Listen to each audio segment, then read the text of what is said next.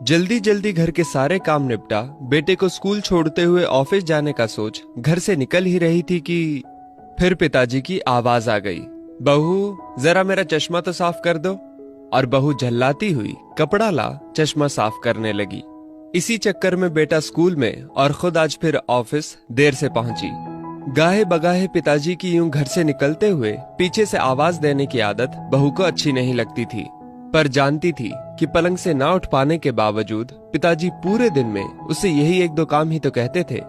काम छोटा सा था, पर ऑफिस जाने की भी तो जल्दी होती थी सुबह सुबह। एक दिन पति से चर्चा की। पति की सलाह पर अब वो सुबह उठते ही पिताजी का चश्मा साफ करके रख देती, लेकिन फिर भी घर से निकलते समय पिताजी का बहू को बुलाना बंद नहीं हुआ। दिन बीते, एक समय वो आया कि समय से खींचातानी के चलते अब बहू ने पिताजी की पुकार को अनसुना करना शुरू कर दिया। एक दिन ऑफिस की छुट्टी थी तो बहू ने सोचा क्यों ना घर की साफ सफाई कर लूं।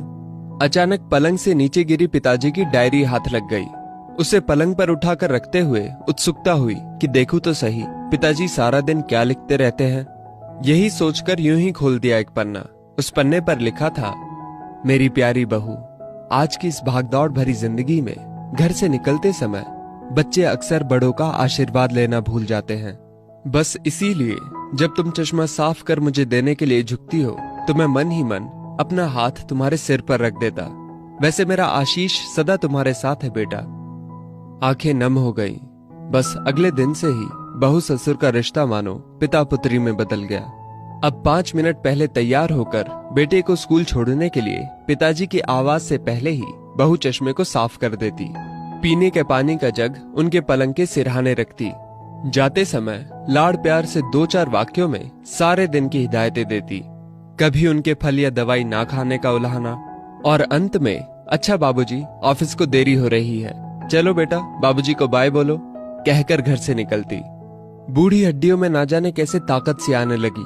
दवाई वही थी, पर सेहत में सुधार 10 गुना होने लगा था। पिताजी स्वस्थ होने लगे थे, परंतु अचानक एक दिन हृदय गति रुक जाने से स्वर्ग सिधार गए। उनके अंत समय में उनके मृत देह के चेहरे पर संतुष्टि के भाव की भी पूरे परिवार में खूब चर्चा हुई थी। आज पिताजी को गुजरे ठीक 2 साल बीत चुके हैं। आज भी बहू रोज घर से बाहर निकलते समय पिताजी का चश्मा साफ कर उनके टेबल पर रख दिया करती है। उनके अनदेखे हाथ से मिले आशीष की लालसा में आज भी सुबह घर से निकलते हुए ना जाने क्यों ऐसा लगता है कि अभी आवाज आएगी, बहू जरा मेरा चश्मा तो साफ कर दे। माता पिता का दृश्य आशीष ही ईश्वर की कृपा दृष्टि है। जीवित माता पिता की सेवा मरणोपरांत किए गए पितृ कर्म से कहीं अधिक उत्तम है। जीवन में हम बहुत कुछ महसूस नहीं कर पाते, और जब तक महसूस करते हैं तब तक वो हमसे बहुत दूर जा चुका होता है। आइए इन बूढ़े वृक्षों को जल रूपी स्नेह तथा सेवा रूपी खाद से संजोकर फिर से युवा, स्वस्थ तथा हरा भरा करने का प्रयास करें। दोस्तों, इस वीडियो को लेकर आपकी क्या राय है नीचे कमेंट करके जरूर बताइएगा। और अगर आपको ये वीडियो अच्छी लगी हो तो इस वीडियो को लाइक करिएगा, शेयर करिएगा ज्यादा से ज्यादा लोगों तक।